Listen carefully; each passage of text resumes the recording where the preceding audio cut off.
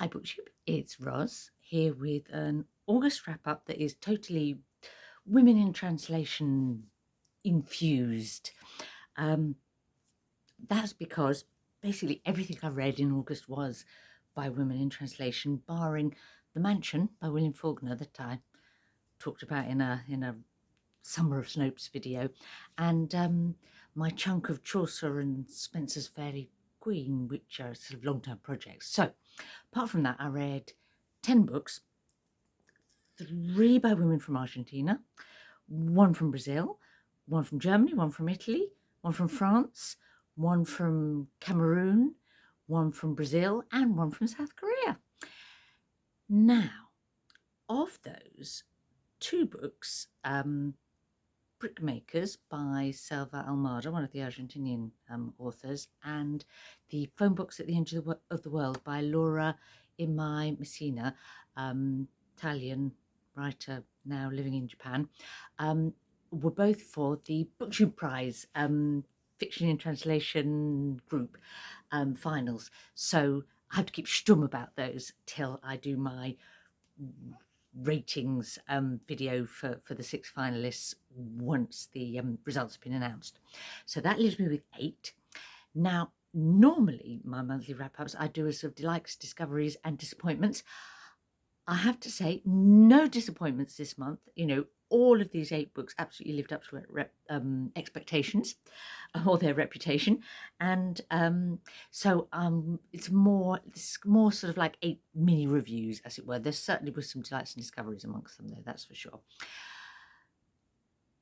The book that was perhaps most uneven in quality, although in many ways one of the most interesting books of the month, was Queens of Sarmiento Park by now let me get her name right, Camila Sosa Villada or Villada, which was one of the Argentinian books. It was translated by Maude, and it felt like almost memoir-like in quality, but Villada has said since, you know, more recently in an interview that you know, we shouldn't see it as autobiographical fiction.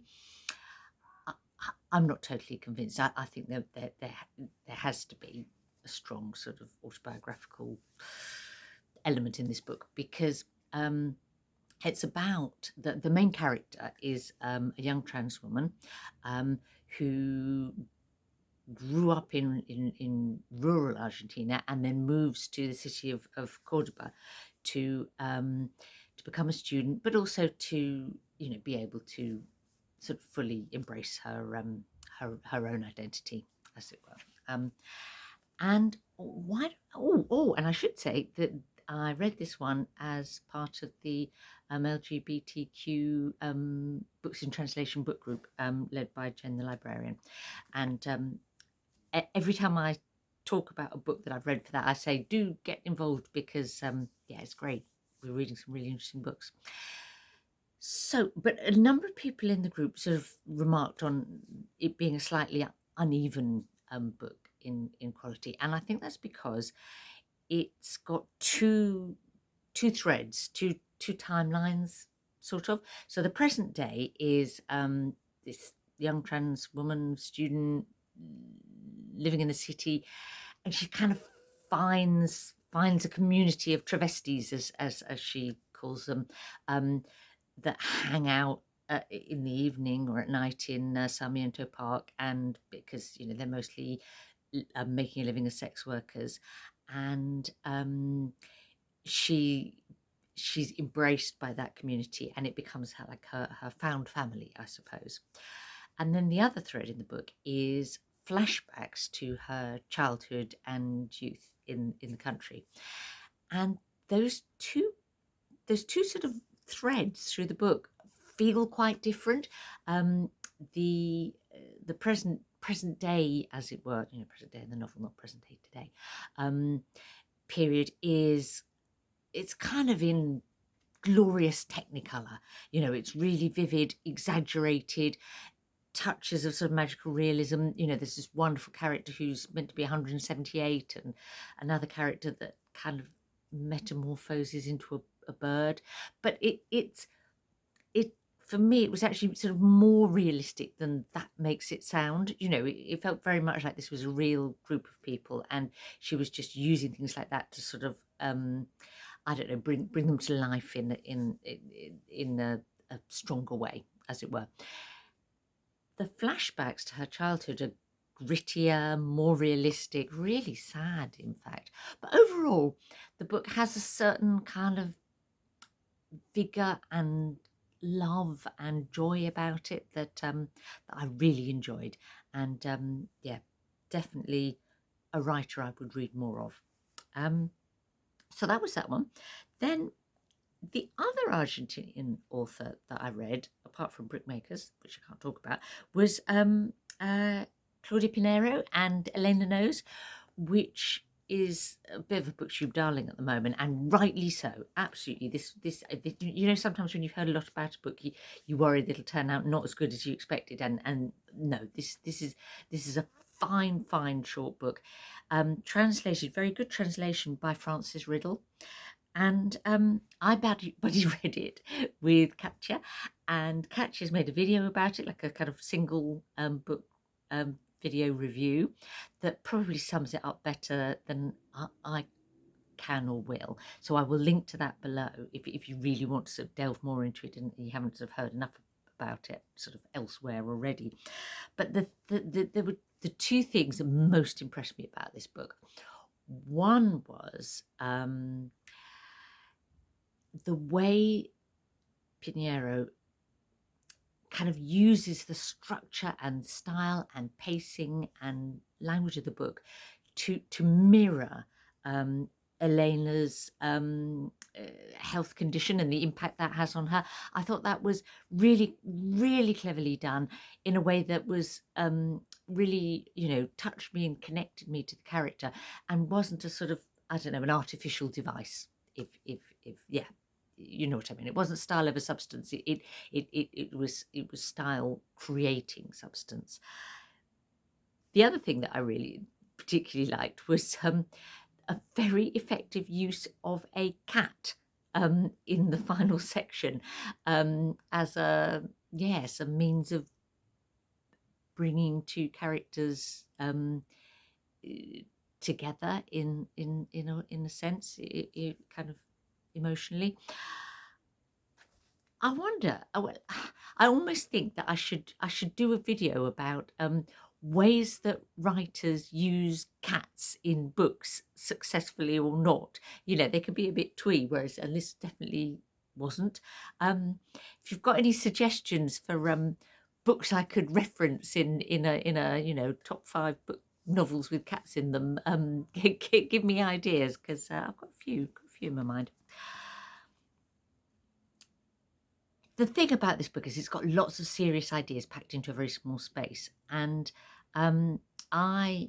it's a sad book, but it is actually, you know, really quite readable, despite the fact that both Elena and her daughter, the two main characters, as it were, are not very likable people.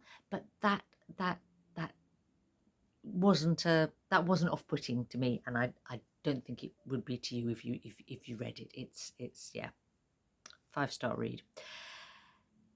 Another book that I read this month with a not altogether likable protagonist was Bonjour Tristesse. I've got a paper copy for that one. This one by Francoise Sagan, and it was translated by Irene Ash. Irene or Irene, I wonder, who knows.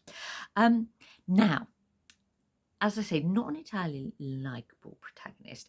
Now, I don't know if you follow Freddie, the Sluggish Reader. He's another booktuber. Really recommend him. He's got a very particular kind of take on things and a lovely style. And now, I saw his Goodreads review for Bonjour Tristesse, and it starts. I'm actually going to read you the first line of his review. It says, Cécile is a vapid, bratty, and overdramatic young woman. And goes on to say why he doesn't like the book. Well, I felt that was a bit unfair towards Cécile and to Francoise Sagan, the author. It you know, because to me, Cécile is just a really authentic teenage girl. You know, she has that kind of, I don't know, youthful arrogance and self-centeredness, she also has the sort of uncertainty and anxiety and wish to please of a teenage girl. The author, when Sagan wrote it, she was 17, and I think that when it was published, it would have been very fresh and different. I think in the time since, there's probably been more books along the same lines written, perhaps. It's about quite a girl, her father, she's motherless, the father's girlfriend, the father's fiance, it's all in the south of France, everything gets a bit out of hand, and there's a bit of a tragic ending.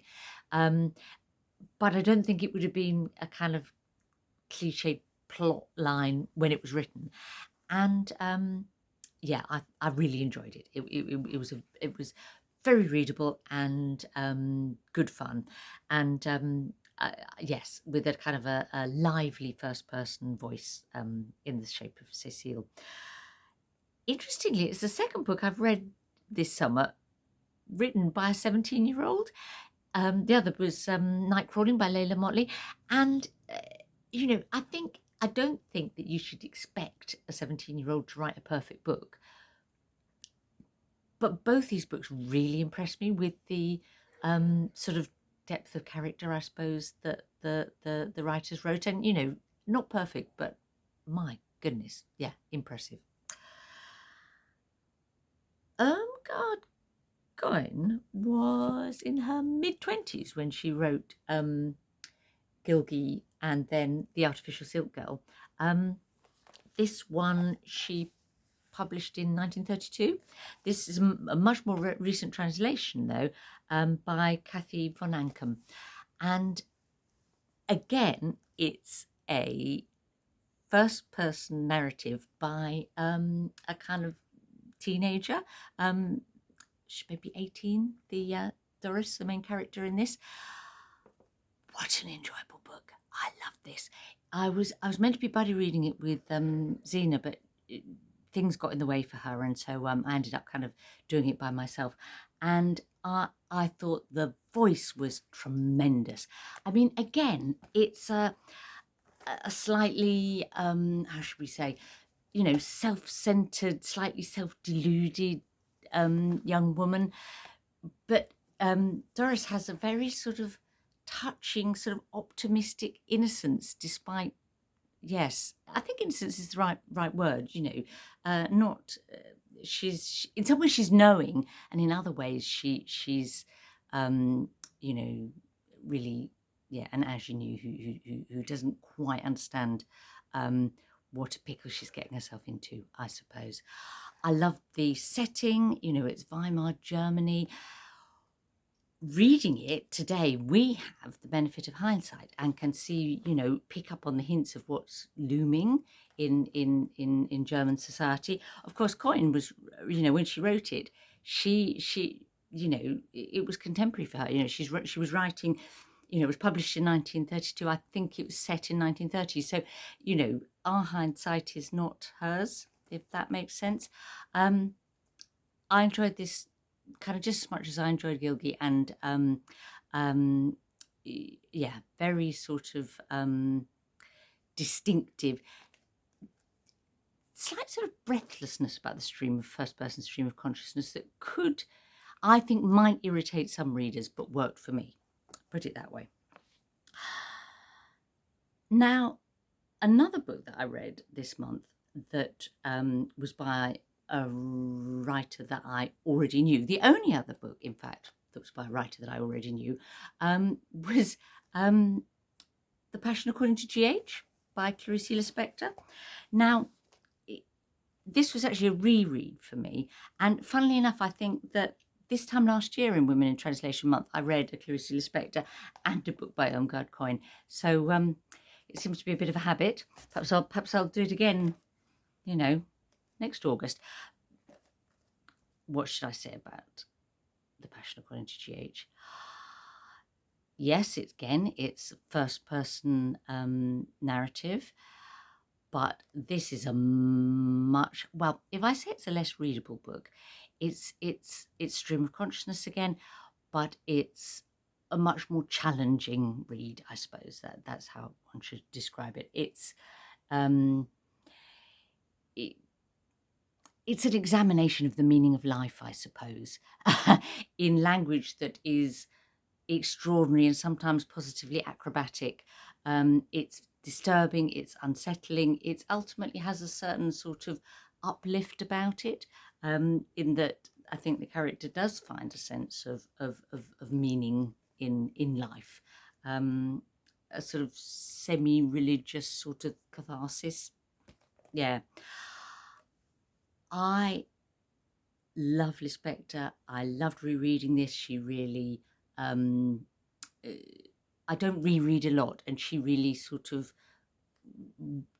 benefits from being read twice, possibly more, I don't know. But this is not a book that I would recommend to someone who hasn't perhaps already tried some Lispector. It wouldn't be my starting point for her, although possibly it's now one of my favourites. Yeah. Interestingly, Lispector was born in the Ukraine, although she is a Brazilian writer. You know, she moved to Brazil as a tiny child, a baby. Another book that I read this month, Fieldwork in Ukrainian Sex, I would not be surprised if the author, who is Ukrainian, Oksana Zabushko, I would not be surprised if she's read some Lispector. Not that her style is similar, but there's something about the intensity and unsettling quality of the stream of consciousness in Fieldwork in Ukrainian Sex that connected in my mind, I suppose, with the way that Lispector wrote. Fieldwork in Ukrainian Sex was published in 1996, but the translation is by Elena Knows is rather more recent. It's a miserable book. Miserable. The main character is very self-absorbed, and quite, you know, unhappy with her life in many ways. There's quite a kind of feeling of autofiction about it, in that the main character in the book is a Ukrainian poet who's working in academia in the United States as a sort of visiting lecturer, you know, and that was an experience that I know Zabushko had. It's not an easy read, again, but a rewarding one. In a way, I suppose what she's doing is she's writing about her identity as a Ukrainian, which we have to bear in mind in 1996 was, you know, Ukraine was newly independent as a country again. You know, it has been at times in its history. You know, so she's very consciously writing about being Ukrainian, and then more specifically writing about being a Ukrainian woman. And she writes about the sort of abusive control of her ex-partner, a Ukrainian artist, and she kind of uses that almost, I don't know, it almost kind of mirrors the abusive control of the other countries who've occupied Ukraine over the centuries. There's some sort of connection there that she makes. She's really delving into Ukrainian culture. You pick up a lot about, you know, other Ukrainian authors in the book, and I suppose the impact of historical trauma on a nation's psyche. She's kind of, I don't know, she shows kind of like pride in the Ukraine, but also a degree of sort of despair of, like, you know, we're you know, that Ukrainians, I don't know, almost hate themselves and fail themselves. I don't know. The narrator describes herself as a professional Ukrainianizer. You know, she's promoting Ukrainian language and culture, and so is the book in a sense. But yeah,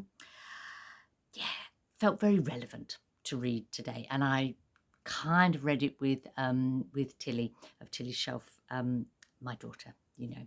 So as part of her bit of a project reading Ukrainian books this year,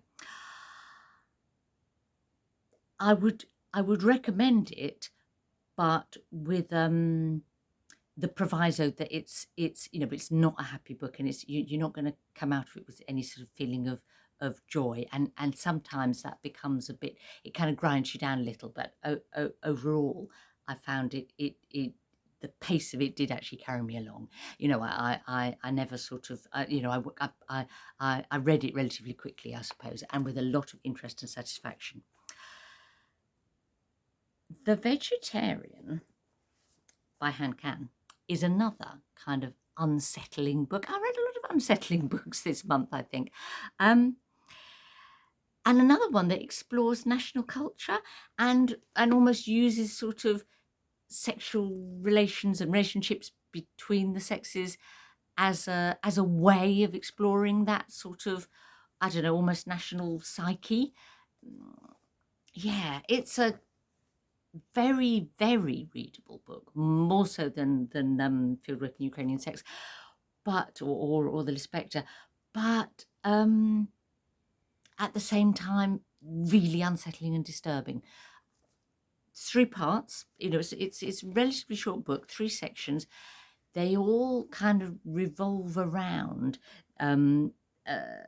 central character, a woman, Young Hye. And the first section is by her horrible husband. That's first person narrative. The other 2 are third person, but that one is her brother-in-law, who kind of like sexually exploits her. He's an artist, but in I don't know, an unusual way, shall we say. And the third section is her sister, and is perhaps a little bit more touching, but yet still she never really, I don't know, they all, I don't use the central character who has, I don't know, somehow shaken and shocked them all by her rebellion against a kind of traditional Korean woman and wifely role, in part by becoming vegan. There you go. I don't really need to recommend this book. It's been, you know, such a big hit over recent years, and I think it won the International Man Booker Prize too. But as it goes, yeah, I do, you know, definitely want to pick up if you haven't. Which brings me to my book of the month, which is high praise given all these other really interesting books that I've read, and that was Season of the Shadow by Leonora Miano. She's an author from Cameroon.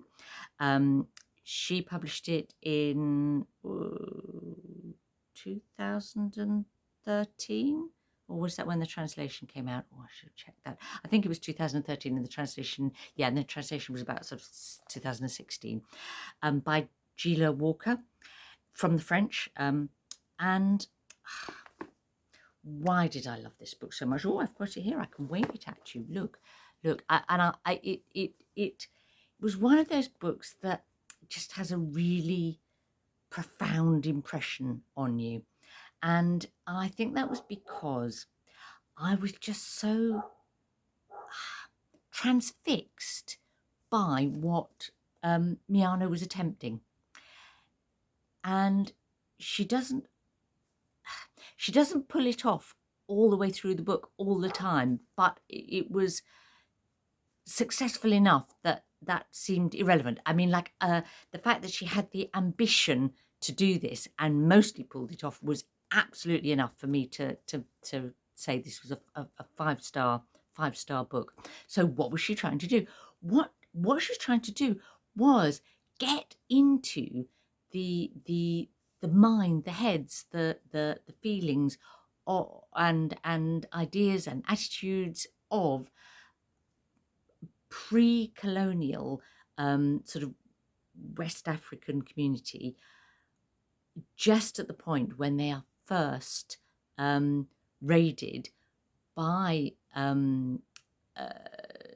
neighbours, in effect, to get human captives to be taken to the coast to be sold to European slave traders. So she's like taking a community that's sort of living, like in the forest, that has, limited contact with other groups, and is just totally confused and bewildered by this event where, their village is burnt, and their whole group of their young men and a couple of the older men disappear, and they don't understand who's done it and how and why, and they try to make it kind of fit in their sort of their belief system and their way, their way of understanding the world, and can't, because it's so such a different and confusing experience. Now, in doing this, what I liked about what Miano does is she's recreating a kind of like a lost world for which there is limited record, and she's doing it without imposing a 21st century way of thinking, 21st century attitudes or ideas. So she really tries to sort of leave that behind and go there and be there in her characters, at that time that she's writing about. And to do that, she sometimes uses a kind of a belief system and a sense of a spirit world being close, and that something that people can communicate with or connect to, but not in a like when you talk about that, it could slip into, I don't know, the realms of sort of fantasy and be a bit fey and silly. It doesn't, it feels very concrete, and her characters are very believable, and the sort of situation makes sense, or their unsense of it makes sense. I don't know if I've done this book justice. I thought it was a great translation. It's quite, the language is quite poetic. It has a sense of sort of storytelling. What a goodie. And I really hope that more people pick up this book, and if you've never read something from Cameroon, it would be a great one to explore. So that was my Women in Translation month. I hope you had a good August as well. I'm now getting stuck into shorty September instead, and do tell me any tips about reminders about books with interesting use of cats. There you go. That's my request today. Bye.